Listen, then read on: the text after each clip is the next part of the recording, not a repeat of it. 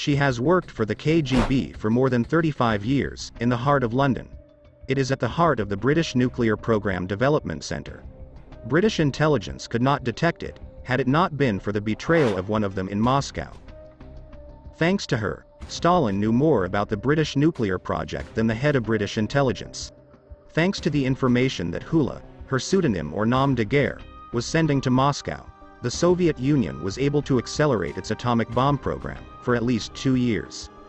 The world heard about her relatively recently, after she lived 93 years. An example of global espionage. An example to follow throughout my intelligence work, which lasted more than 35 years. It became famous after Vasily Mitrokhin, a former KGB officer, escaped to the West, in 1992. He brought with him a collection of documents from the KGB archive, which he later published, known as the Mitrokhin Papers. Who is the charming old woman, Hula? Melita Norwood was born on March 25, 1912, in the town of Folkestone, a suburb of Bournemouth, in the county of Dorset, England. She died on June 2, 2005. Her father, Alexander Zerny, was an active activist in the movement of Social Democrats, in the Republic of Latvia. He emigrated to England and also participated in the British socialist movement. Her mother is an English citizen and an active member of the socialist women's movement. After her husband's death, Melita's mother moved with her 2 daughters to Christhorne, near Bournemouth. A large number of Russian immigrants lived. It was there that Melita, whom they called Little Late, grew up and learned the alphabet of politics among these crowds of immigrants. At the age of 19, she joined the staff union and the secretariat. She received her higher education from the University of Southampton. Since 1932, she began working as a secretary at the British Association for the Study of Non-Ferrous Metals. She joined the Independent Labour Party in 1933. After its dissolution in 1935, she became a member of the British Communist Party at the age of 24. In 1937, Melita married a British communist mathematics teacher, Heller Norwood. He died in 1986. In the same year she got married, 1937, Hula began her cooperation with Soviet military intelligence. She helped the Soviets out of her personal convictions and the principles she believed in, rejecting any remuneration for her work. She was in solidarity with the Soviet people heart and soul. Engaging in espionage work. At first glance, Melita seems to be an ordinary woman who is not distinguished by anything from others. But she worked in a special and unusual place. Under the name of Innocent. British Non-Ferrous Metals Research Association. Under this name was hiding one of the most important companies of the United Kingdom, which by the end of World War II was studying the properties of uranium, within the framework of a government project, tube alloys, to make nuclear weapons. At first, Hula was not a major Soviet client, although she was the private secretary to the director of the British Society. But when Britain began work on the atomic bomb in September 1941, Melita's role increased. Because the Society began to study the properties of uranium for the manufacture of a nuclear bomb. Most of the results of the studies related to the Tube Alloys project were passed through the director of Melita. Melita Norwood was involved in passing on these documents and studies to her spy official, most likely Ursula Kaczynski, called Sunny, an agent of the KGB in England. Confidence test. When Melita returned from maternity leave 1944, after the birth of her daughter, she became private secretary to the new director of the association named Billy, who was directly involved in the atomic bomb project. So British intelligence had to test Norwood with confidence. Although Melita and her parents were leftists and did not hide this, British intelligence allowed her to work. Other than that, the manager trusted her so much that he gave her the keys to the safes in which he kept important documents about the project. Melita had the opportunity to photograph all the documents and studies on the project to build the first nuclear bomb, and deliver it to Moscow. In the Soviet Union, they knew about the composition of the British atomic bomb. In October 1952, successful tests of Britain's first atomic bomb were conducted on Montebello Island, near the northwest coast of Australia. Thanks to Hula, they in the Soviet Union were aware of the composition of this bomb, its features and the results of the experiments carried out on it. The information transmitted by Hula was not limited to the nuclear bomb project. but also to studies of non-ferrous metals. The Soviet Union used these results in its industries.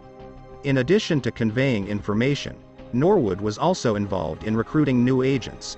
In 1965, for example, it began recruiting a civil servant. His KGB nickname, Hunt. He has been working for the KGB since 1967. Over 14 years of service, he transferred to Moscow scientific technical documents, information on British arms sales. Due to the importance of Melita's role, and to keep her secret, Ola would meet with her security official only 4 times a year. Since 1962, the KGB has set aside a pension for Norwood of £20 a month. In 1972, Norwood officially retired. She then refrained from receiving the Soviet pension, saying she had enough income.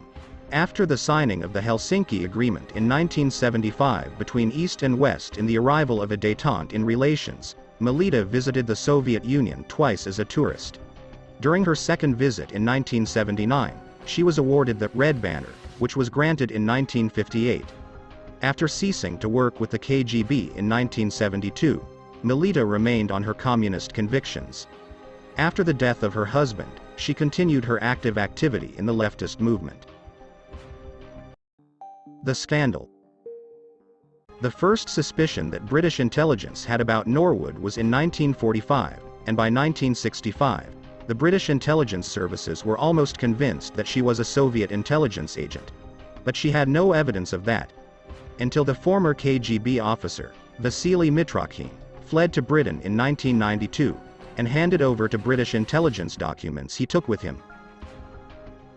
September 11, 1999. The whole world has heard about Melita Norwood. When the London newspaper, The Times, published Hula's photo on the front page with a long article about her cooperation with the KGB, journalists learned about it only on the day of the publication of the book, Documents of Mitrokhin, KGB in Europe and the West. It was composed by Cambridge University professor Christopher Andrew with Vasily Mitrokhin. Melita received the news of her revelation by Vasily Mitrokhin. With courage and pride, she went out to the reporters who were surrounding her London home and told them, "I'm too old now to remember everything. I was only an employee, not an expert. I wanted to prevent the defeat of this system that gave ordinary people bread, education, and healthcare. I thought that the documents I had access to could be useful to Russia, and could help it be an equal to Britain, the United States, and Germany.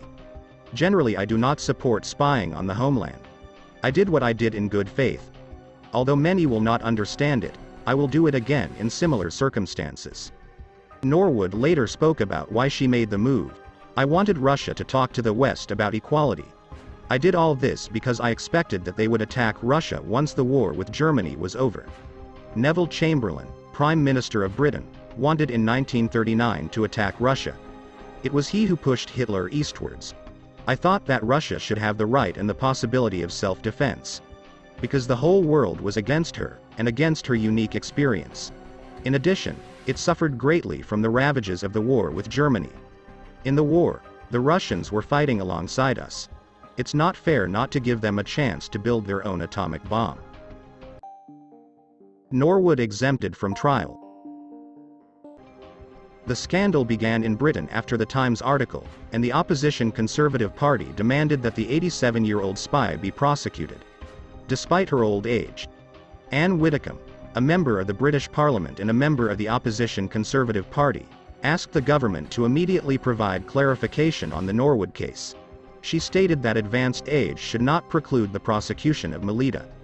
As a result, the then British Home Secretary, Jack Straw, was forced to admit that in 1992, British intelligence was aware of the names and addresses of former Soviet intelligence agents. This has not been announced, because the political leadership did not want to admit the failure of British intelligence and the success of Soviet intelligence. Thus, the British public prosecution announced that it had decided not to prosecute the old woman. Or as they called her in GKB, great-grandma. Curiously, Melita Norwood's neighbors' relationship with her hasn't changed. They always greeted her when they saw her in the garden of her house. In the quiet London suburb of Bexley Heath, she takes care of the apples and makes jam. They continued to consider her a witch, until she died on June 2, 2005.